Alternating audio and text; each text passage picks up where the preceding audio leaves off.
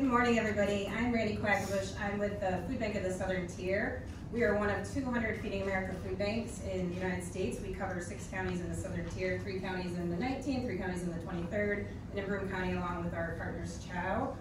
Today, I really want to focus more on the nutrition title of the Farm Bill, which is the largest section of the Farm Bill in terms of funding, and building on the comments from Sherry. I kind of want to tell a short story of what it was like to be in a food bank during COVID. I don't know, PTSD. But let's all go back to 2020. No, it was insane. It was terrible. It was really hard for us all to kind of figure out only our personal lives, but at food banking, we had to stop everything we were doing, reassess, create drive-thrus, change pretty much our operation model. And I think everybody saw the photos of cars lined up in airports and in Texas. It was mayhem. And then something really magical happened, is that the government stepped in and actually started providing direct supports to people. They were supporting food banks, but they were providing direct supports to people in terms of extra SNAP, expanded Medicaid, child nutrition tax credits, school meals. All of this was going on. So in 2021, food insecurity went down because of all of these interventions, evidence-based interventions that said this is what you need to do to reduce food insecurity. However, one by one, all of those programs are going away.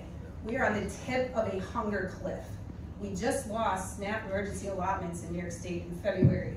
$280 million is leaving our economy every month.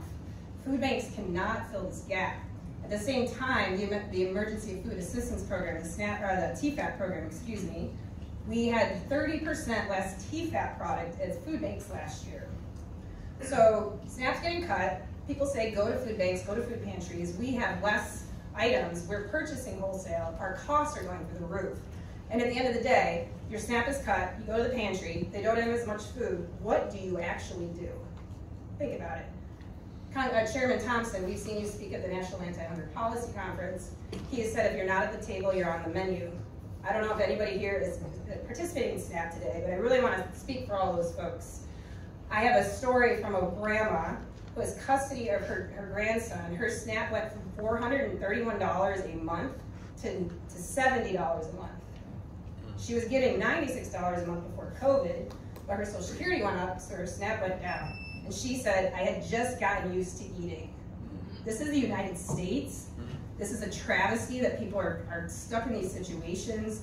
And as we go through the Farm Bill negotiations, it's not ag versus nutrition, this is united. SNAP is every dollar in SNAP is $1.50 spent in a local grocery store. If we're losing billions of dollars in SNAP over the next year, it's going to impact our New York State economy. So we just urge you through this process to not make decisions on the back of the most vulnerable people. They're not here today to advocate for themselves. We really prioritize hearing from those most impacted. I'm sorry we didn't have someone who's on SNAP to come speak today, so I'm doing my best to speak for them. Thank you.